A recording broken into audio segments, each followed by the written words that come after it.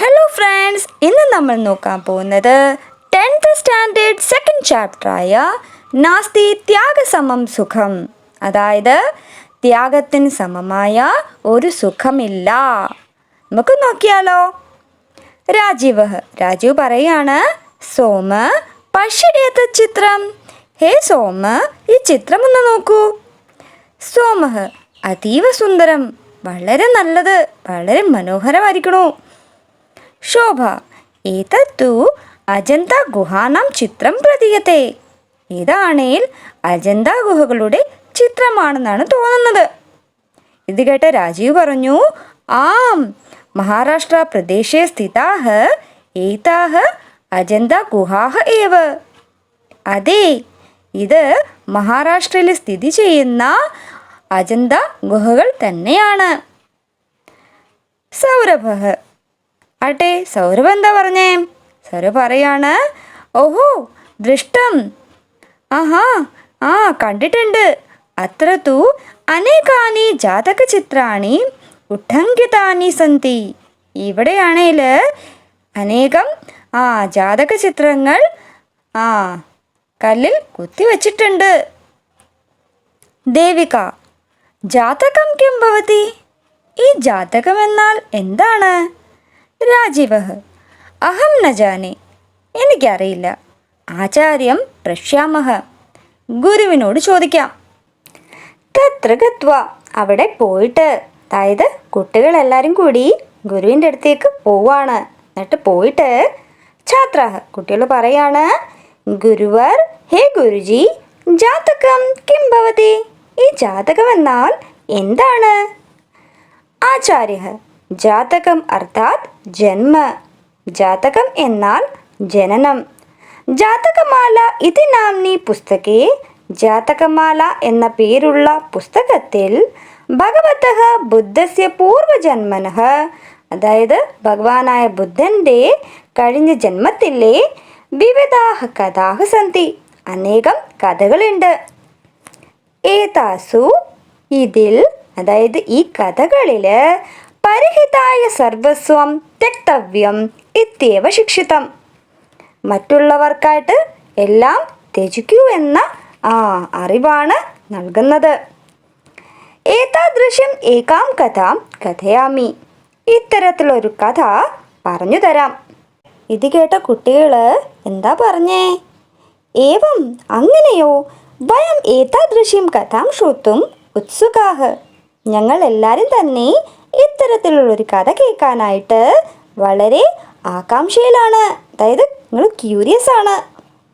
ആചാര്യ, ഇപ്പോൾ ഗുരുജി പറഞ്ഞു, ശ്രൂയതാം താവത്, എന്നാൽ കേട്ടാലും. ബൗദ്ധാചാര്യസ്യ ആര്യശൂരസ്യ ജാതകമാലായാഹ, ബൗദ്ധ ആചാര്യനായ ആര്യശൂരൻ്റെ ജാതകമാലയിൽ നിന്ന്, മാലയിലെ ശിവി ജാതക ആധാരിത ഏഷ കഥ. ഈ കഥ ശിവി ജനനത്തെ ആധാരമാക്കിയിട്ടുള്ളതാണ്. ഇനി നമുക്ക് ആ കഥയൊന്ന് നോക്കാം. അഥ ഏകദാ ഭഗവാൻ ബോധിസത്വഃ ബഹുജന്മാർജിത പുണ്യഫലൈഃ ശിവീനാം രാജ അഭവത്. അതായത് ഒരു വട്ടം ഭഗവാൻ ബോധിസത്വ അനേകം ജനനത്തിലൂടെ ചെയ്ത നല്ല കർമ്മഫലത്താൽ ശിവി എന്ന രാജാവായി മാറി.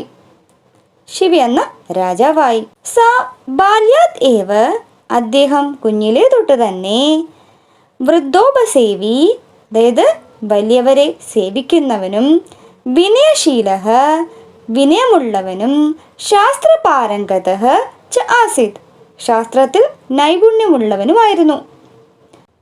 ജനകല്യാണ കർമ്മസു രതഃ അസൗ പുത്രവത് പ്രജാഃ പാലയതി സ്മ. അതായത് ജനങ്ങളുടെ നന്മയ്ക്കായിട്ട് കാര്യങ്ങൾ ചെയ്തുകൊണ്ടിരുന്ന ആ രാജാവ് പ്രജയെ മകനെ പോലെയായിരുന്നു പരിപാലിച്ചിരുന്നത്. കാരുണ്യ ഔദാര്യദി സദ്ഗുണോപേതഃ സ നഗരസ്യ സമന്തതഃ ധനധാന്യ സമൃദ്ധാഃ ദാനശാലാഃ അകാരയത്. കാരുണ്യം, ഔദാര്യം എന്നീ അനേകം സദ്ഗുണങ്ങളുള്ള ആ രാജാവ് നഗരസ്യ സമന്തതഃ, അതായത് നഗരത്തിൻ്റെ നാല് വശത്തും നാലിടത്തും ധനധാന്യ സമൃദ്ധാഹ, ധനധാന്യത്താൽ നിറച്ച് ദാനശാലാഹ, അക്കാര്യ ദാനശാലകൾ ഉണ്ടാക്കിപ്പിച്ചു.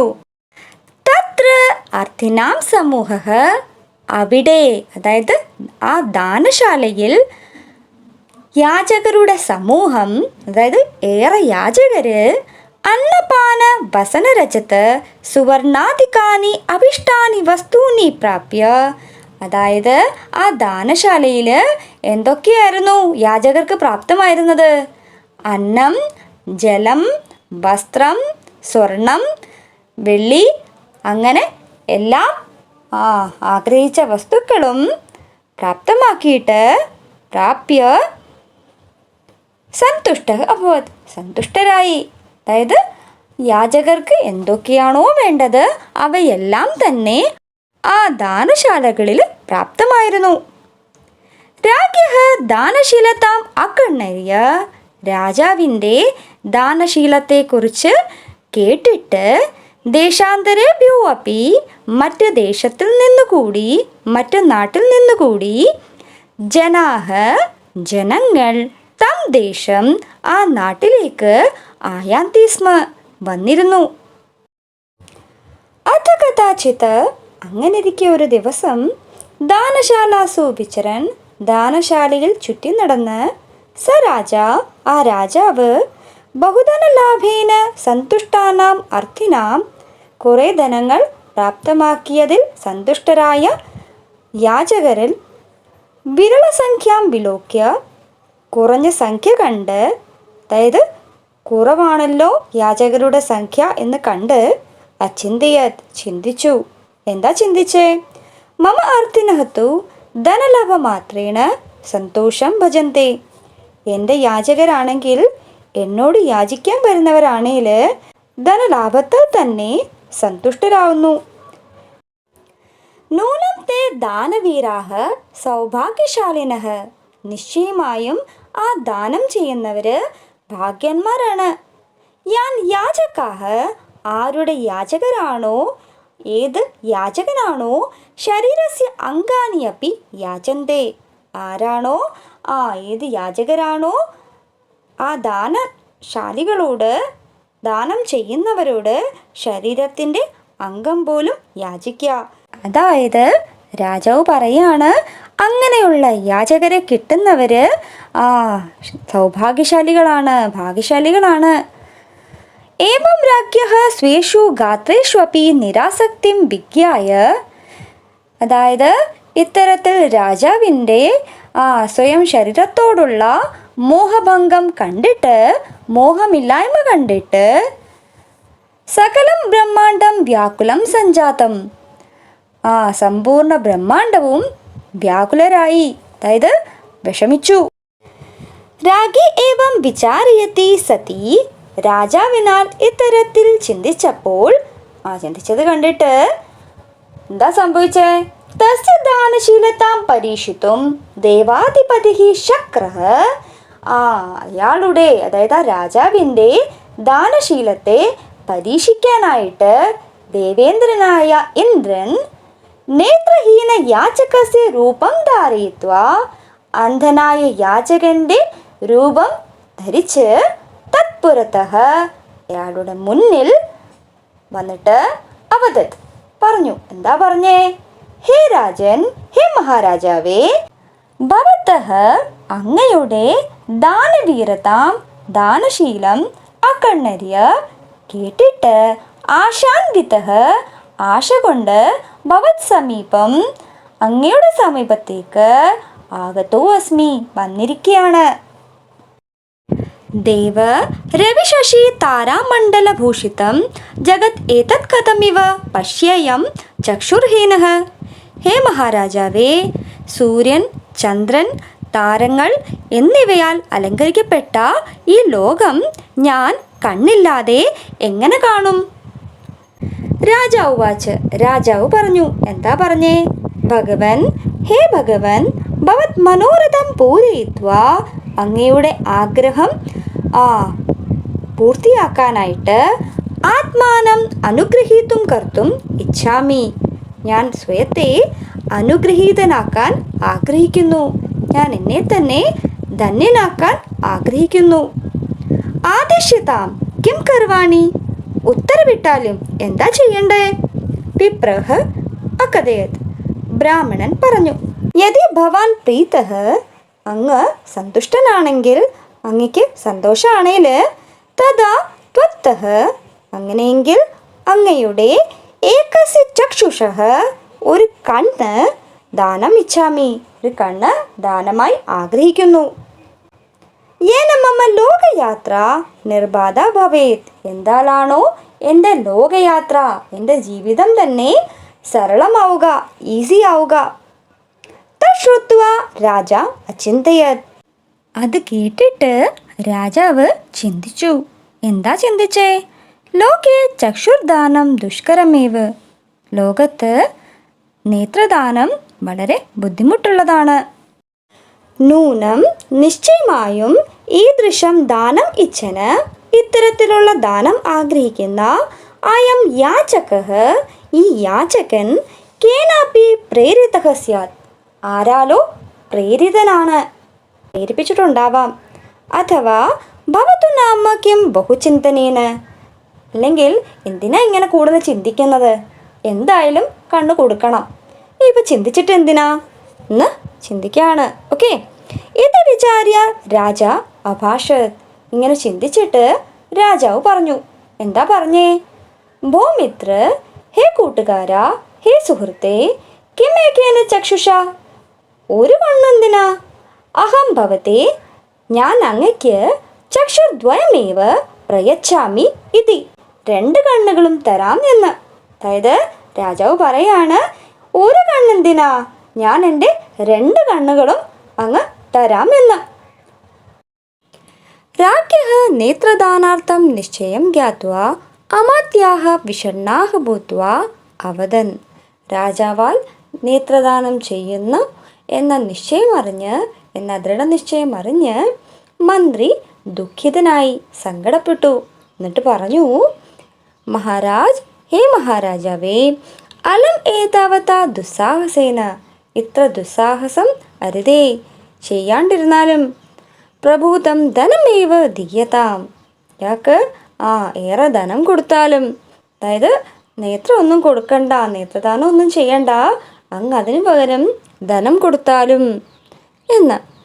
അതസ താൻ അവത്. അപ്പോൾ ആ രാജാവ് അയാളോട് പറഞ്ഞു, ഏതാ മന്ത്രിയോട് പറഞ്ഞു. എന്താ പറഞ്ഞേ? പറയാണ്, ദാസ്യമിതി പ്രതിജ്ഞായ യോ അന്യഥാ കുരുതേ മനഃ കാർപ്പണ്യ അനിശ്ചിതമതേഹി കഹ സ്യാത് പാപതരസ്തതഃ. ഇനി നമുക്ക് ഈ ശ്ലോകത്തിൻ്റെ അന്വയം നോക്കാം. ദാസ്യാമി ഇത് പ്രതിജ്ഞായ, തരാം എന്ന പ്രതിജ്ഞ എടുത്ത്, യഹ മനഃ അന്യഥാ കുരുതേ, ആരാണോ മനസ്സ് മാറ്റുന്നത്, കാർപ്പണ്യ അനിശ്ചിതമതേഹി, പിശുക്കനും സ്ഥിരബുദ്ധിയുമില്ലാത്ത, തതഃ അവനേക്കാൾ, പാപതരഃ കഹ സ്യാത്, പാപി വേറെ ആരുണ്ട്? അതായത് രാജാവ് പറയാണ്, രാജാവ് നേത്രദാനം ചെയ്യാമെന്ന് പ്രതിജ്ഞ എടുത്തു കഴിഞ്ഞിരിക്കുന്നു. ഇനി മനസ്സ് മാറ്റാൻ രാജാവിന് സാധിക്കില്ല. അങ്ങനെ ചെയ്യുകയാണെങ്കിൽ രാജാവ് ഒരു പാപിയായി മാറും. ന അഹം സ്വർഗം ന മോക്ഷം വാ കാമയേ, ഞാൻ സ്വർഗമോ മോക്ഷമോ ആഗ്രഹിക്കുന്നില്ല.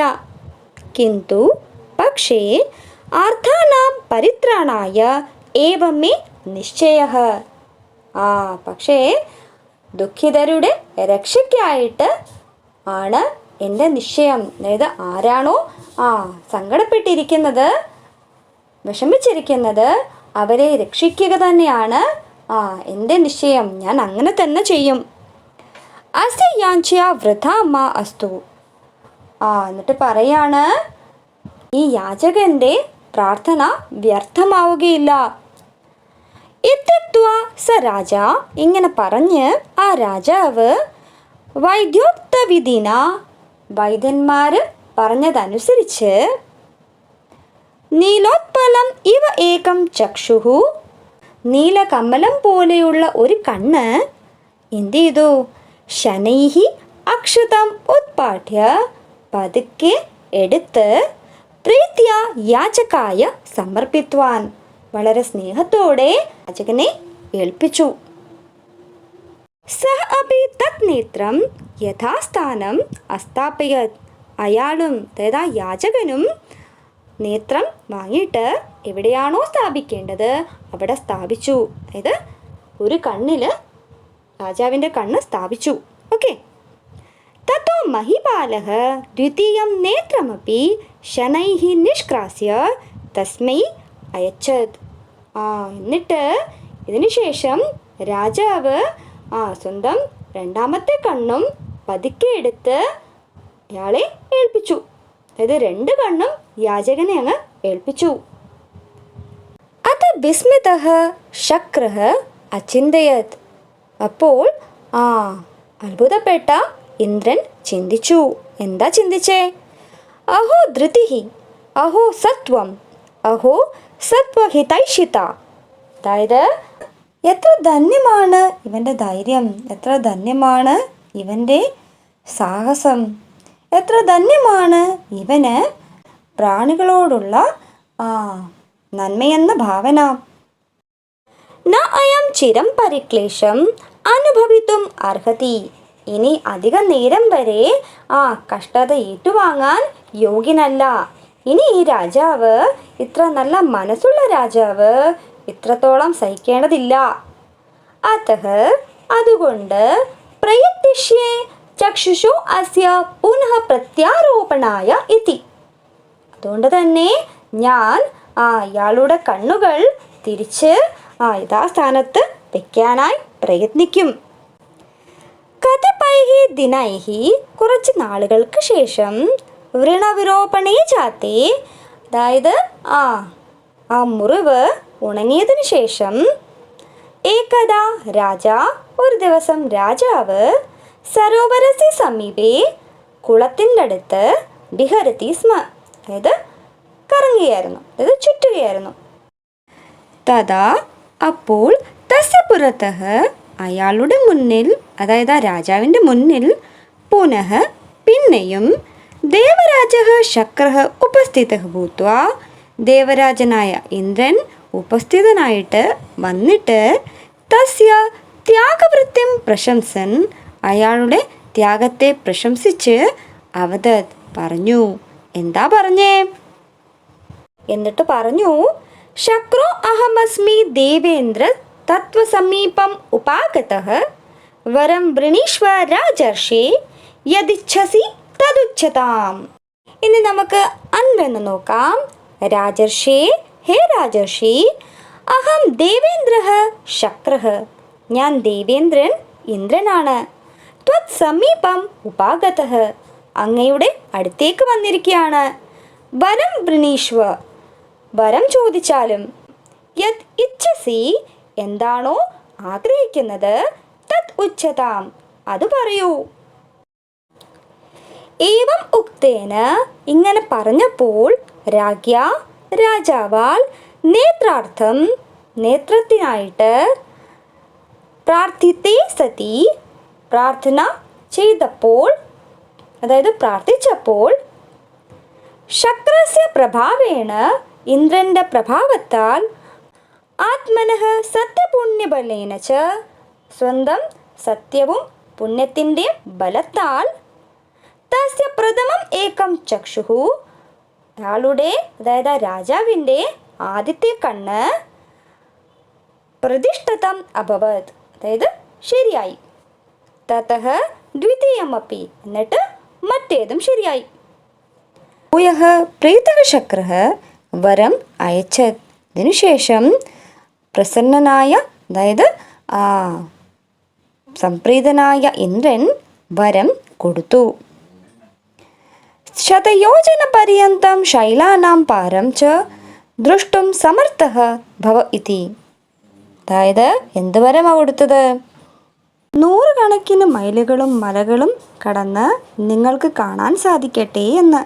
അതായത് ദീർഘദൃഷ്ടിയാണ് വരമായി കൊടുത്തത്. ഇത് ഉക്ത്വാ ശക്രഃ തത്രൈവ അന്തർഹിതഃ അഭവത്. ഇങ്ങനെ പറഞ്ഞുകൊണ്ട് ഇന്ദ്രൻ അവിടെ നിന്ന് പോയി. അതഃ സത്യമേവ ഉക്തം. അതുകൊണ്ട് സത്യം തന്നെയാണ് പറയാറ്. എന്ത്?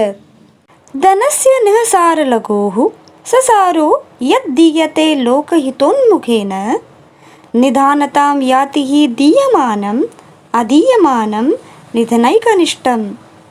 ഇനി നമുക്ക് ഈ ശ്ലോകത്തിൻ്റെ അന്വയം ഒന്ന് നോക്കാം. നിഹസാരലഘോഃ ധനസ്യ സഹസാരഃ യത് ലോകഹിത ഉന്മുഖേന ദീയത്തെ ദീയമാനം ധനം നിദാനം ഹി യാതി അദീയമാനം ധനം നിധന ഏകനിഷ്ഠം ഭവതി. അതായത് ഇവിടെ പറയാണ്, ധനത്തിൻ്റെ സാരം, അതായത് അതുകൊണ്ട് ഉദ്ദേശിക്കുന്നത് എന്താണെന്ന് വെച്ചാൽ പൊതുക്ഷേമത്തിന് നൽകണം എന്നതാണ്.